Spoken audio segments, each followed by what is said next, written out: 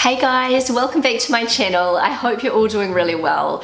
I am in the best spirits right now. Spring is finally here. This is like my favorite time of the year in Germany. Everything is coming to life. So I thought it was about time for another just come hang out with me video where I sit down, connect with you all, answer some of your questions. So a couple of weeks ago I said that you guys could ask me anything you wanted on Instagram, and I've got a whole lot of really great questions I'm going to be answering.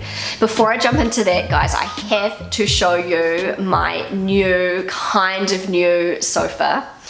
Let me explain. About 6 years ago now, we bought the Norberg sofa from Ikea. It's just one of the standard Ikea sofas, and we got it with removable covers. It was in this really dark charcoal grey colour, and I really liked it at the time. I thought this would be a really good cover to just sort of hide stains and marks from the kids, but boy, was I wrong, honestly.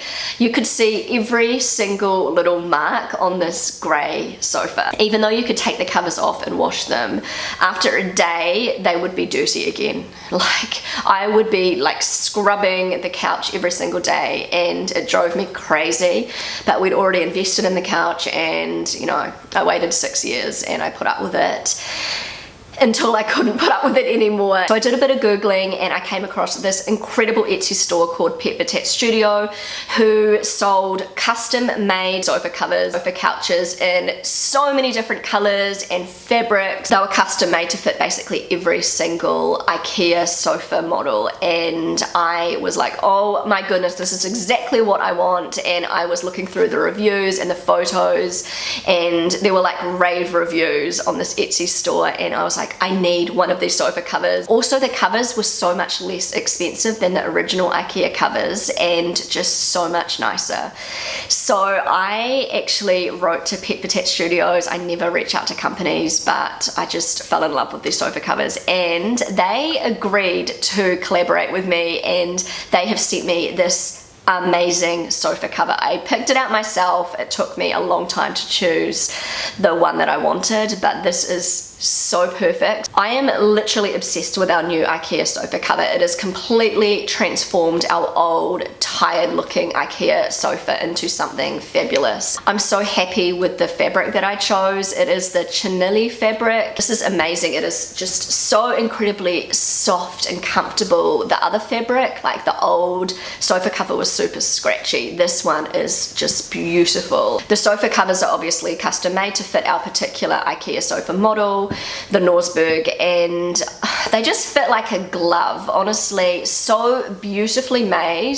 The fabric is amazing, so high quality. So guys, if you have an Ikea sofa that is looking a little bit tired and worn out, you need to check out Petbitat Studio. I'm going to leave a link for their Etsy store and the Instagram page in my description below. You will thank me for it. Okay guys, so on to the questions you guys have left me on Instagram. I've got a whole lot of really great questions here that I'm going to be answering. Hi Antoinette, I am a 25-year-old Australian who moved to Germany 6 months ago now to be with a lovely German man who is the love of my life. I do like it here, but I'm just feeling so incredibly homesick. I don't know what to do. How do you deal with homesickness, and does it ever get easier? I love your videos, by the way.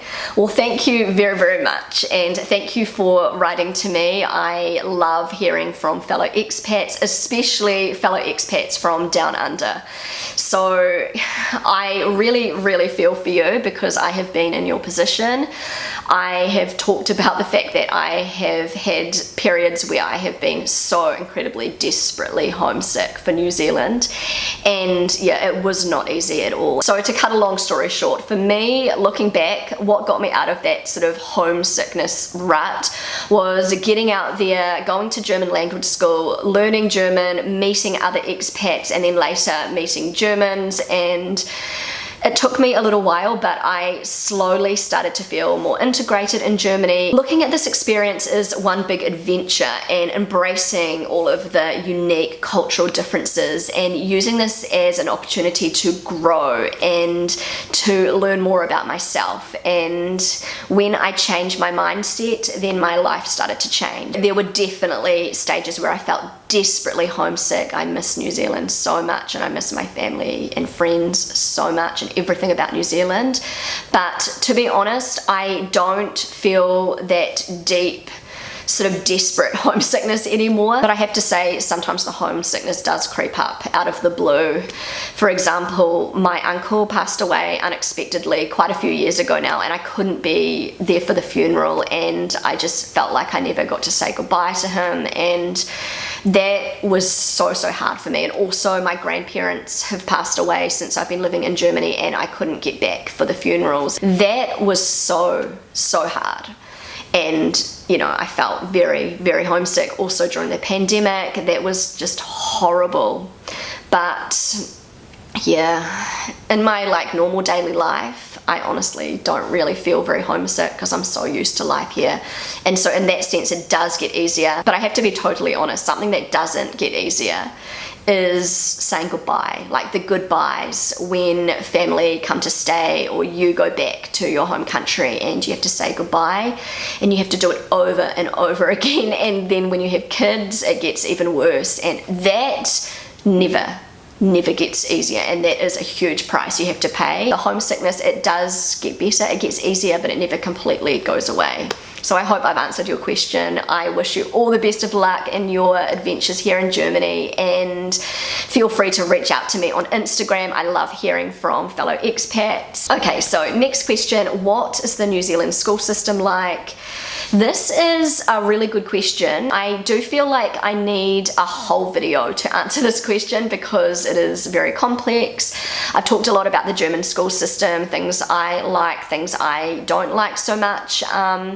But I have to say, what I really like about the New Zealand school system is I feel it's very inclusive.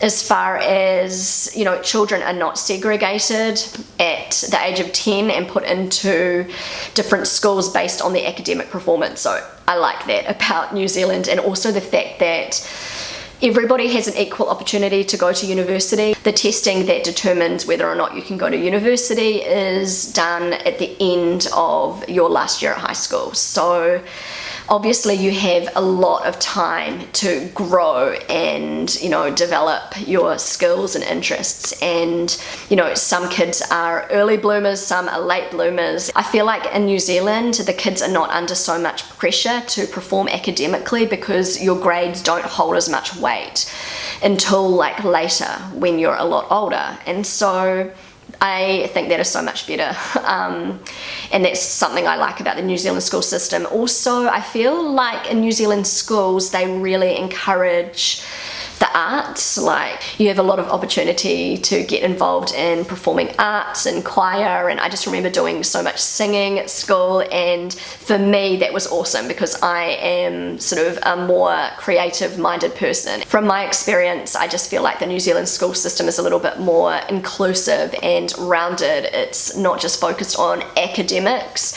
also other subjects of value. Also, I feel like teachers in New Zealand are very much focused on children's strengths rather than their weaknesses, and in Germany I feel like it's the opposite. German teachers very much sort of zone in on a child's weaknesses and sort of forget about their strengths, and I just don't think this is a very effective method. So for example, like in Germany, teachers love to use the red pen to cross out mistakes. So just say in Germany a child hands in an assignment, just say they have written a make-believe story and there is a lot of spelling mistakes, but the actual story, like the content, is really good and really creative.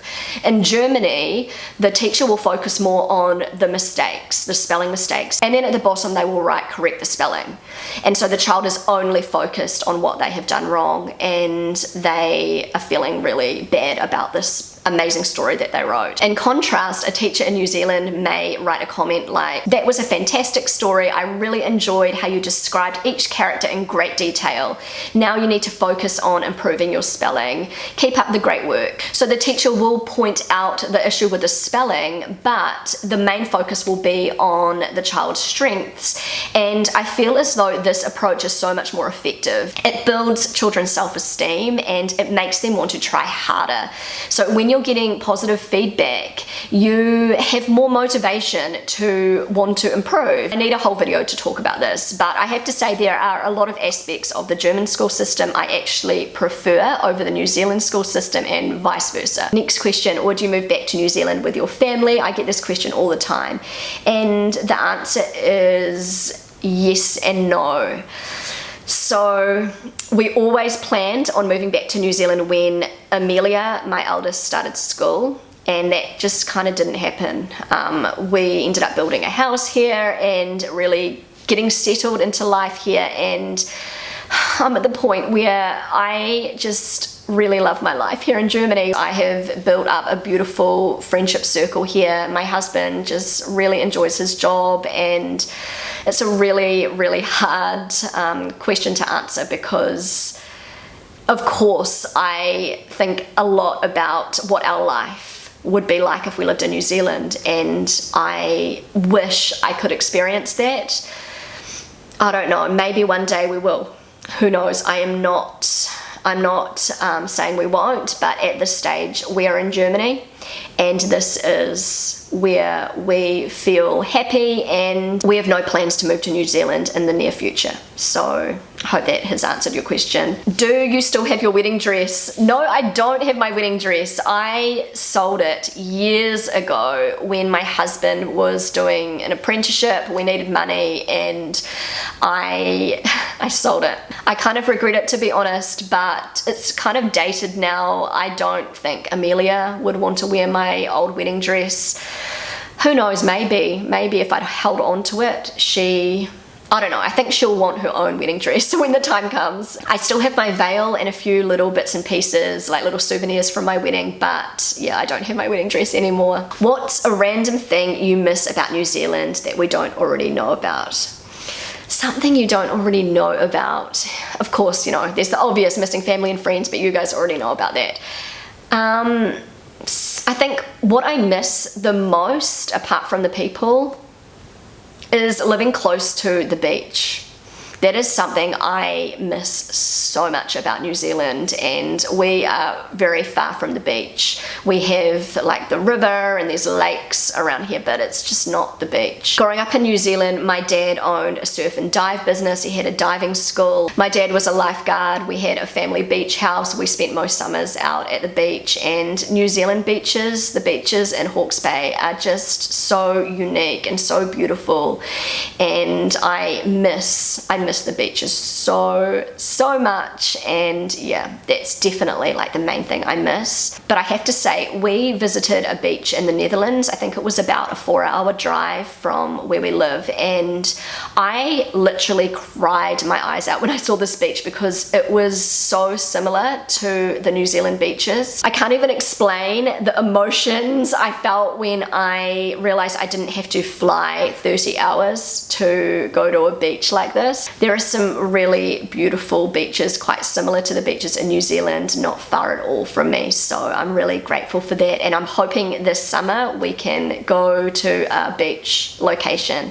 for our summer holiday and I can get that little beach fix. Do you believe in God? I think I answered this a while back in one of my other questions and answers video, and the answer is yes, I do believe in God. I grew up Catholic. I was baptized, I made my first communion, my confirmation, all of that, but I don't identify myself as Catholic. I have a faith, I do believe in God, but I don't believe so much in organized religion. I feel as though I have a lot of Christian values and I install these values in my children, and I do believe in God, but I don't so much believe in organized religion and like the institute of the Catholic Church, and yeah, it's quite complicated. There are a lot of reasons why I've sort of distanced myself from the Catholic Church, but I don't care if you are a Christian, an atheist, a Muslim, a Buddhist, whatever. Just be a good person. be just a kind person and you're cool. Like, I'll be your friend. So anyway, guys, I have come to the end of this video. It has gone on a lot longer than I anticipated. I'm not good at just quickly answering questions. I had so much more I wanted to answer. I'm sorry, I'm gonna have to save these for another video. Also, I just wanted to remind you about Petbitat Studio. If you have an old Ikea couch that's looking just tired and worn out, then you need to check out this Etsy store. They have the most gorgeous custom-made sofa covers to fit basically every Ikea sofa model. So I will leave a link for their Etsy store and their Instagram in my description below. Thank you so much for watching, guys. If you enjoyed this video, then don't forget to give it a big thumbs up. It really helps out my channel. I would love you to consider subscribing to my channel if you haven't already. Feel free to connect with me on Instagram, and I will see you again really soon. Bye.